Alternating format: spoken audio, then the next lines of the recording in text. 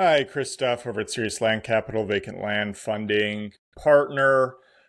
Quick update on the Louisiana deal that I was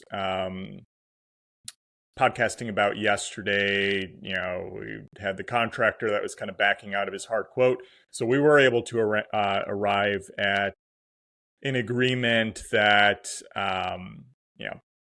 he thinks in very high confidence that he'll still be able to keep the total cost around 100K for the project. Again, our concern was that, hey, he wanted 35,000 for clearing out the 3 child parcels and then an unknown amount for the remaining value add work like the driveway installations and so forth. And so we just didn't want to run into an overage issue, but he was so now cagey about giving like that flat price because usually he's charging by the day. So for whatever reason, the guy just could not really put it together. I was even asking, can we do like at least a not to exceed type number? And I really trusted the realtor here. Like he knows the contractor well, his family and all that. And just saying, this guy's not known for gouging anything. He's going to do, whatever it takes to deliver at the budget presented. It's just, trying for a little bit more legal protection with the works. We're on a bit of a gamble there. Nevertheless, I feel good about it. We have enough protection built in with, paying half down for the 35K of land clearing and then, half after that. And then we can tackle the remainder, assuming the quality of work is good and we're all set to start in like the next 5 days or so. So even a little bit ahead of schedule, they might take like upwards of 2 weeks for that clearing. So that's a quick update on that side, how we navigated it.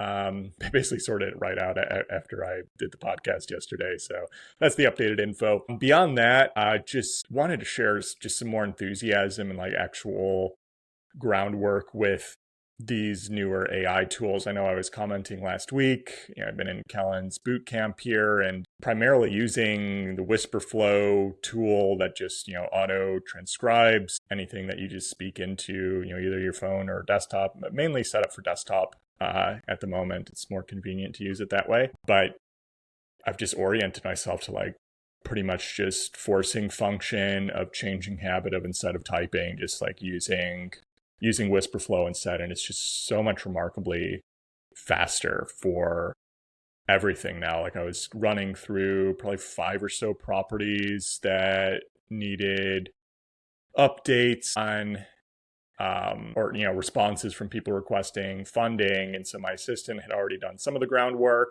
Not all of it, so I had to do a little bit more as well on my end. And some of that, admittedly, most of them were a bit easier to review, not as much complexity, like more tricky subdivides and so forth. And there were some significant red flags that made them easier to cancel out for a few of those properties. But even like the various follow-ups, sometimes like I'll have templated responses, I might have to go copy paste or unique follow-ups. And I just found, hey, I can just plug in WhisperFlow here, just within less than a minute, transcribe out exactly what I'm saying. It's well formatted, and I would like to change it a little bit more to my tone. So I actually want to build, through Callan's Automate to Accelerate program, and I'll have my own like brand manager built within a Claude project, and so I might just WhisperFlow my response into Claude, get it to pop out a reformatted email response within my typical way of writing. So it's just, is even a little bit smoother compared to, what's being transcribed from WhisperFlow, which can sometimes be a little robotic, usually not too bad.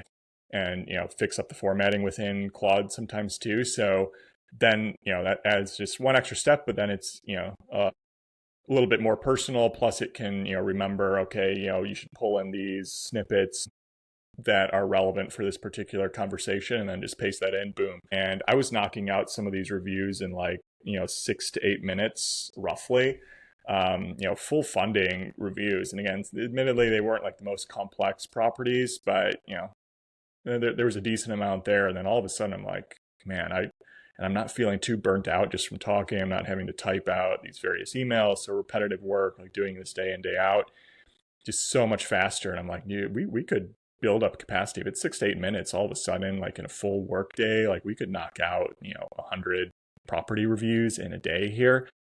Not saying I will necessarily have that. That would be a ton of properties to review, but having that capacity to handle that volume and market share is really, really encouraging. So I'm was just feeling that enthusiasm of where we can really take these or utilize these tools if you have the discipline and focus to actually start implementing them and training yourself on them to really take your business to the next step. And once I cleared out kind of those reactive land funding items, was just diving into land pricer work, and we're trying to throw in a lot more LLM elements to that. And the initial version of land pricer, I had like close to like 100 different looms that were instructing the user precisely how to answer certain questions. But since we're trying to automate a lot of that process now, especially for subject property review within an LLM model, but utilizing like our backend knowledge and prompting, I just created another Claude project that was oriented towards prompting LLMs and giving it transcripts from all of my Loom videos and having it spit out the bullet point LLM prompt contexts within a Google Sheet readable format. So I could just copy paste. I had to do a few tweaks here and there because, some of the Looms, the information was, occasionally somewhat more relevant to a user versus an LLM with, full image analysis, that only has image analysis capabilities. So you have to be paying attention to what the outputs are, but it's still just so dramatically faster where I could just, accomplish all of that within a matter of a couple hours that without having to do that. Or, if I had to review the raw transcripts and try to pick things out, that all of a sudden that turns into like a 2 or 3 day project, whereas it instead able to like just knock this out today, and where my engineering team is just moving fast on their side to where it's like the Hormozy thing, like why take a month to do something that can be done in a week or can even be done in a day. And we're just trying to solve the subject property image analysis reviews on LLMs within a 5 business day period. Like just the development pathway is just moving so quickly. Inevitably, there's going to be a few bugs here and there, but because we've already done some testing prior, we have a pretty good feeling for what is going to work already. And, knock that piece out. And then, we're going to knock out the comping side after, prep the UI after. And we're trying to, again, launch this fully publicly now within like the next month or so. But yeah, all of these AI elements are just dramatically accelerating just the business's capacity, and all this on top of trying to produce, weekly SEO and GEO articles and weekly newsletters and Instagram reels and daily podcasts and so forth. Like all of this is going to just be automated a lot more, or not, require it as many touch points to both post and figure out topics and so forth, as, continue to build the brand in the midst of just this, relentless push towards greatness is what we're trying to do within this business and now multiple businesses. So just wanted to share that. If you haven't hopped on that AI bandwagon yet, trust me, you're missing out. Like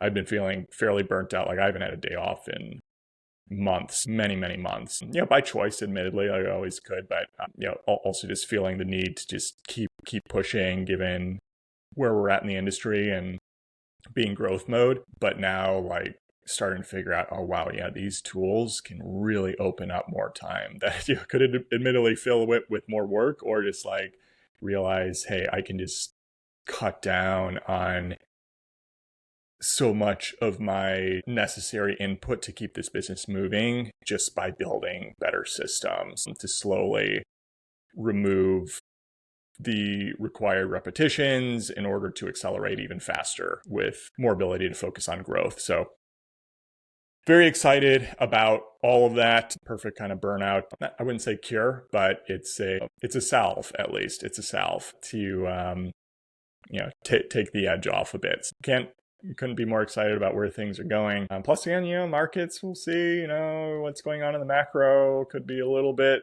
better here, but do we really trust this administration to hold to any of the positive sentiment and not just, completely flip back and be, hawkish again with trade partners and accelerating the trade war within like another 24, 48 hours? Who knows? So we are still very cautious about that, but nevertheless, we'll take any good news that we can. And as we continue to try to move properties. So with that, seriousland.capital for any of your funding needs, zero cost review of your land deals at Land Daily Diligence Facebook group on Mondays and Thursdays. And then landpricer.ai. You just heard about the latest developments for that. We moving at light speed here. With that, subscribe and share. Hope you review the podcast if you wouldn't mind. Take care. See you tomorrow. Bye.